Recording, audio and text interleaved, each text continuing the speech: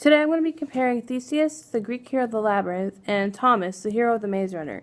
But first, let's get a little background on each stories. I'm going off the movie for the Maze Runner because it's the only version I know of, but I do plan to read the book soon, and Theseus' story is based off the one I read in my class. Theseus goes his whole life knowing he is the son of a king, and he's hidden away with his mother for their safety, as his father had his kingdom taken over by Theseus' uncle and many cousins. But Theseus is a very weak boy, and easily picked on in his small village. One day, Theseus gets his butt kicked against the strongest boys, and I don't know why he fought them. Maybe just because the Greeks don't believe in peace, and they always have to get everyone to hate them. Anyways, afterwards, he goes to the beach, and he finds himself having a conversation with a bird, who gives advice to Theseus on how to defeat these boys. Theseus debunks all of this as a dream because, talking birds. But he takes the advice anyway, and he ends up defeating the stronger boys. The next time, the bird tells Theseus that his real father is Poseidon, god of the seas, who disguised himself as the old king of Athens, Aegeus, and that he must prepare to leave his mother and head to Athens to see his father after he performs another challenge. Again, Theseus believes this to be a dream, but he believes in it anyway.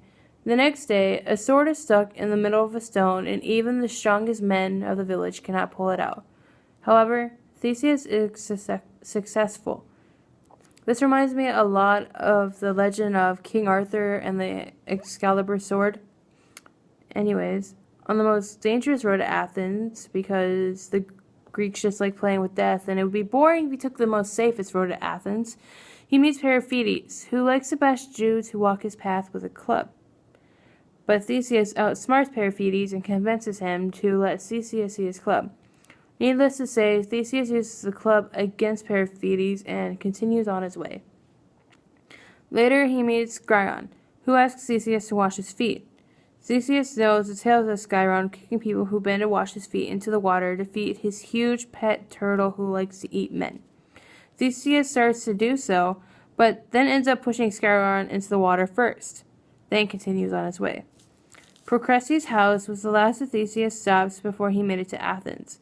Here he was offered a bed, and was told by Procrustes himself that he likes to make sure everyone fits exactly in his beds, and either cuts off ends of the feet if the people are too long, or stretches them out with ropes if they are too short. Theseus then asks Procrustes to lay in one of the beds, and Theseus kills him. These guys really did not live in the smartest times. Like, where are the cops during all of this? This is just crazy. But anyways, when he gets to Athens, Theseus meets Aegeus and tries to convince him to fight for the kingdom back from Theseus' uncle. Aegeus refuses, and Theseus demands to be sent to Crete as a tribute to Minos, because YOLO, I guess? Actually, he believes that this can prove his strength and worth to take the kingdom back. Aegeus agrees, and with 7 girls and 6 other boys, they set sail to Crete. But Aegeus makes Theseus promise to raise a white sail instead of black for when they return. On the way there, Theseus teaches everyone to fight, and once there, Theseus goes to have a talk with Minos, because the first thing you do when you have someone angry with you is to get them angrier. During this deal, though, Theseus tries to barter with Minos for his friend's safety, and send only Theseus into the maze. While they do this, they try to make a deal, and they try to prove that they are a powerful god's love child. But in the end, Theseus gets the opposite of what he wants, and he now must go into the maze first with no weapon. However, he catches the attention of Ariadne, Minos' oldest daughter, and she promises to help him enter and escape the labyrinth, if he takes her with him back to Athens. Seeing no other choice, he accepts, and in the morning, the two set off inside the maze. Ariadne has like a magic ball of yarn or string that unravels to the center of the maze. Once there, Theseus fights the bull, almost dies, but saves his people. He and Ariadne make their way out, and when Minos grants them permission to leave, Ariadne's sister Phaedra leaves with them. On the way back, the 9 girls and the 7 boys do nothing but non-stop partying. Because, they didn't die. That's a pretty good reason to party for me. Maybe that's why kids today celebrate hardcore after taking finals. One thing they do forget, though, was to change the sails. Poor Aggie is still waiting on the same cliff where he saw his son leave, and when he sees the same black sails, he's too heartbroken, and he jumps off into the water and dies. That's why the Greeks believe that they have the Aegean Sea. Years later, Theseus becomes king and battles Minos for Crete. Now, let's talk about Thomas. Thomas' story begins when the audience watches him get shot up in a metal elevator surrounded by crates. When he reaches the surface, he's greeted by an intense sunlight and a group of young boys about his age. None of these boys have, any idea about their lives, and barely remember their names. Unlike Theseus, Thomas has no idea who he's supposed to be. He gets on his first night there, they throw him this big party, and there's, some, play fighting going on, and he gets into a fight with, the best of the fighters. I guess that's what they made him look like, Glade.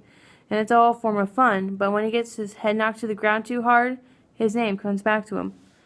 Like Theseus, Thomas believes he has weird dreams and puts him off his dreams, but they are actually might be telling him about his past. The next day, Albie explains to Thomas the rules of the Glade. And later, Albie is the head boy of the Glade. He's the first one. He made all the rules. Everyone respects him. And later, Thomas gets attacked by Ben, a runner who has been stung. Ben then has to be banished, and Albie, again the head of the group, joins the main runner, Mino, into the maze, but they don't make it back in time before the maze shuts itself. Thomas quickly runs in and helps the two survive the night. Mino knows the maze better than anyone, making him like Ariadne, who And Thomas ends up killing one of the grievers in the maze, just like how Theseus killed the Minotaur in the Labyrinth. Thomas becomes a runner permanently, and with Mino, helps find a way out of the maze, something that hasn't been done in almost 3 years. When they report back to camp, it soon becomes nightfall, and the maze still hasn't closed. Soon, grievers, which are like giant spiders, and I can see why everybody hates them, appear and kill many members of the Glade, including Albie. Glade, who already didn't like Thomas right away, blames him and prepares to sacrifice him and Teresa, who's the only female in the Glade, and she was the last one to come up because when she came up, it said so on the note. She is the last one ever. Mysterious. Anyways, but they get away, and some other gladers like Newt, Chuck, Frypan, Winston, they all go with them. And they lose more along the way, but the majority of the few that were left made it out. But right before the rescuers come, they watch this video of the leader of Wicked who killed herself while her company was being stormed. And right before that, Glade shows up, and it's clear he's been stung. He has a gun, and he's going to shoot Thomas, but Chuck, who's the youngest of the group, and the one that Thomas got really close to, he stands in the way and takes the bullet and dies. Mino, at the same time, throws the spear he was holding, and he hits Glade, who dies. So much death.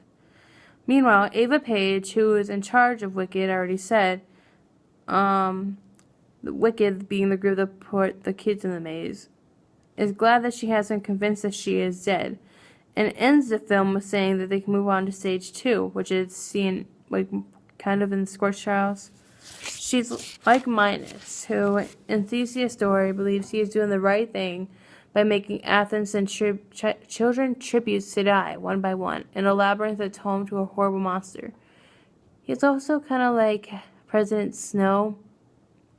Ava believes what she does is right because she is trying to find a cure for a deadly virus that has been affecting humanity. So I hope you guys like this video. I hope you forgive my stuttering and my lame joke. books, and I hope this explains a little more. Oh, and a little shout out to Dylan O'Brien. I hope, in case you haven't heard, he's in the hospital for injuring him in a stunt went wrong on the set of the Death Cure, so that's gonna push it back by a few weeks. I don't know, but yeah, hope you get better, dude.